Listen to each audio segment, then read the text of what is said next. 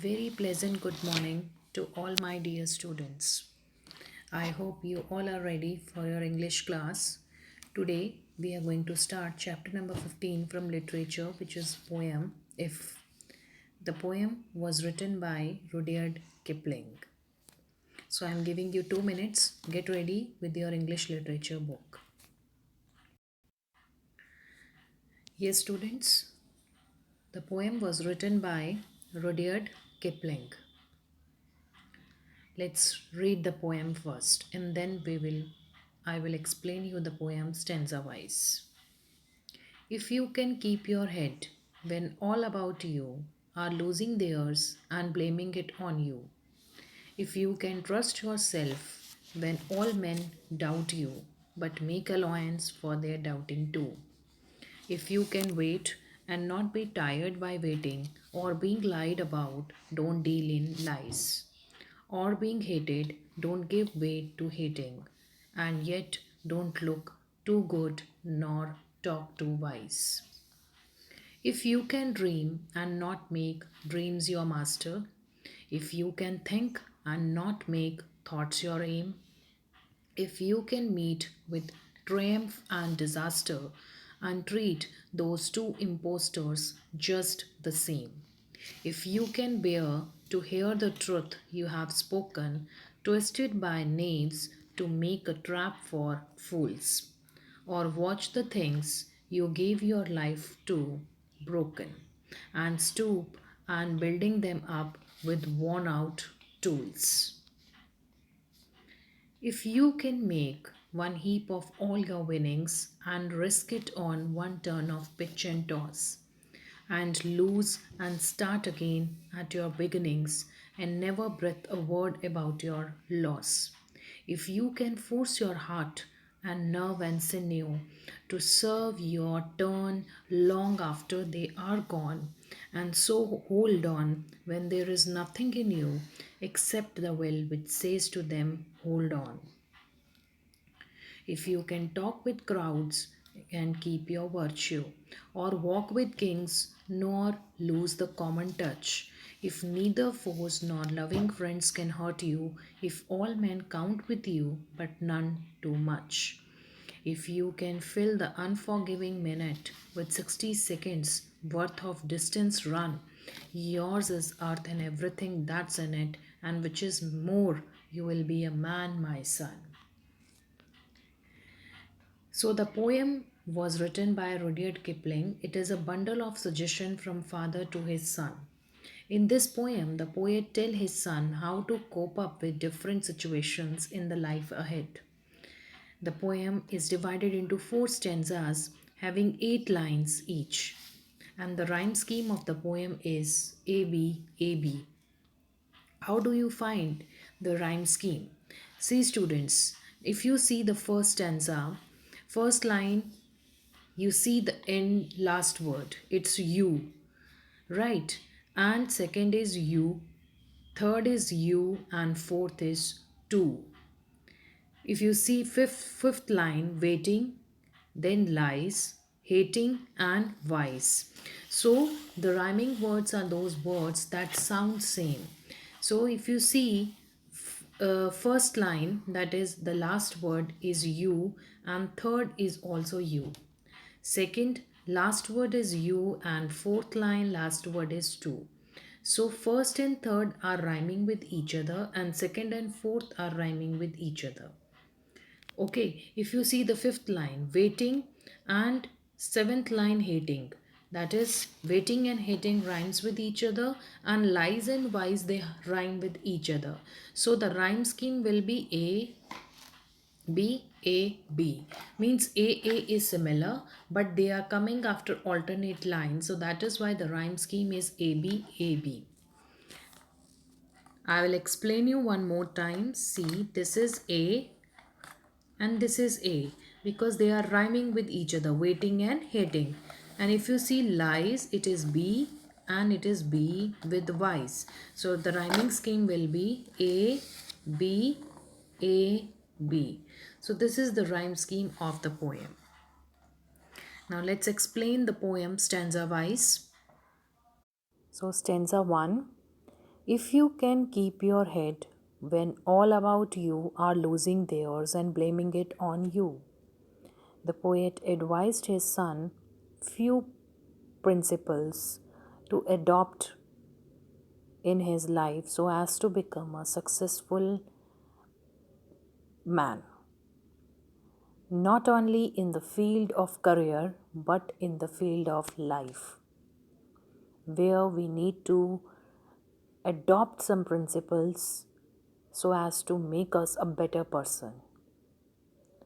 Like the poet said, you should keep yourself calm and cool when others are blaming you for some reason or for no reason. You should keep your head calm and cool. If they are doing so, they are losing their own personality, they are losing their own identity. Then the poet said, you should trust yourself when you know the people are doubting you for some reason or for no reason. And you should make allowance, you should find out the reason also that why they are doubting on you. Rather than involving into lies and hatred, if the people around you they are lying, they are hating you, you should not adopt the path of lies and hatred. You should have a patience, you should wait, and you should not be tired by waiting.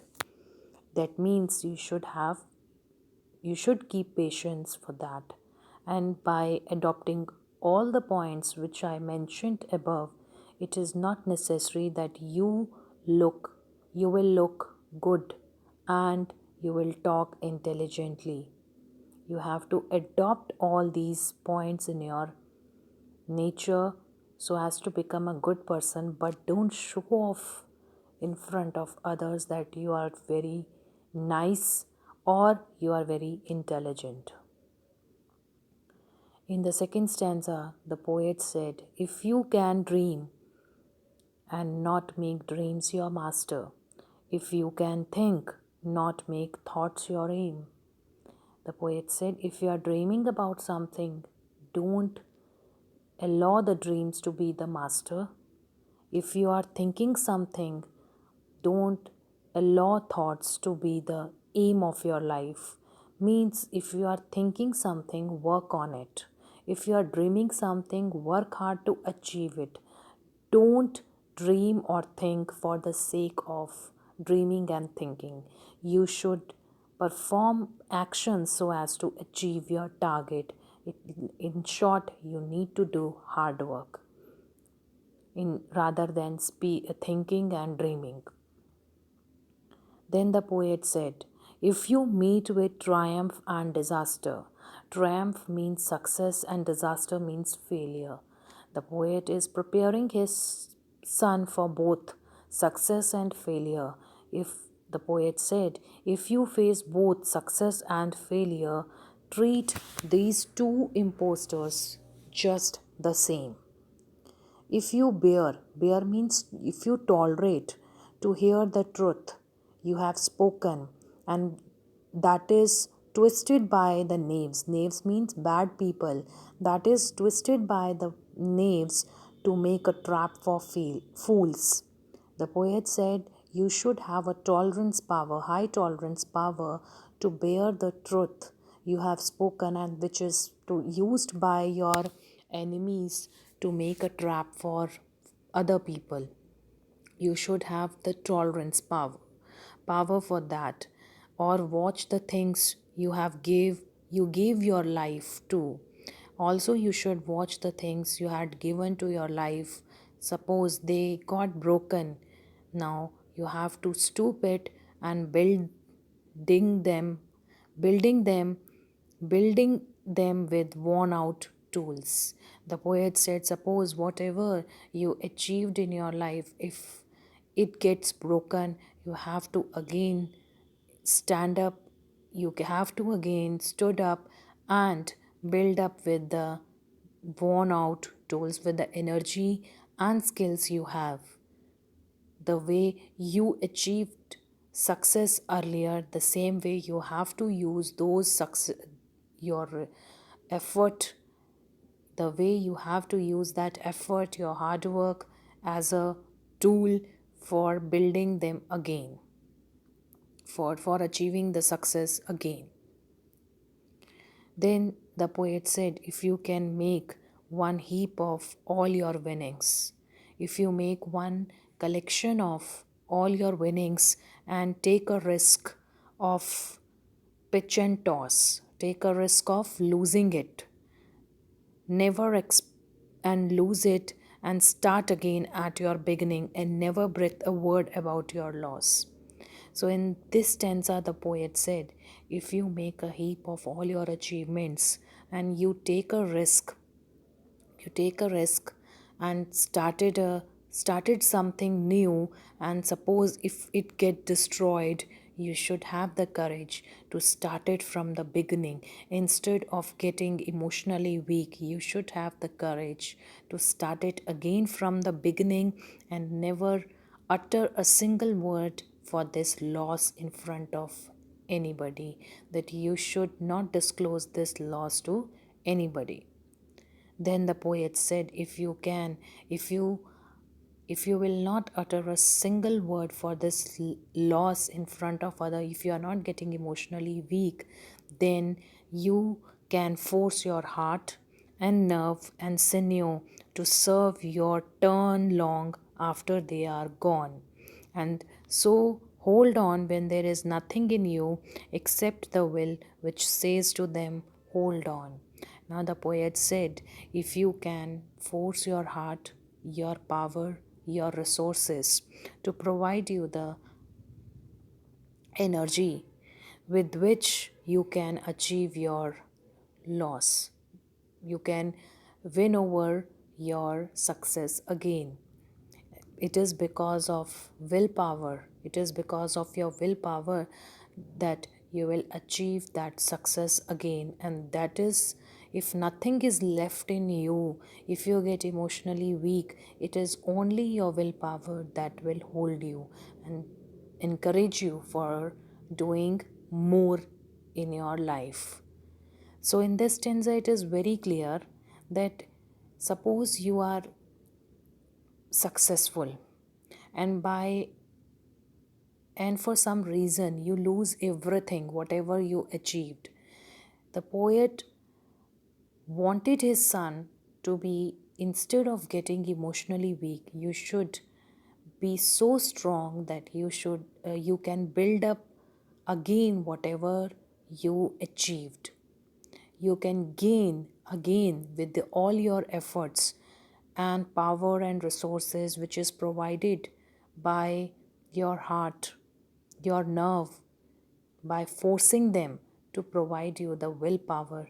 It's only the willpower when nothing is left in you, when you get emotionally weak.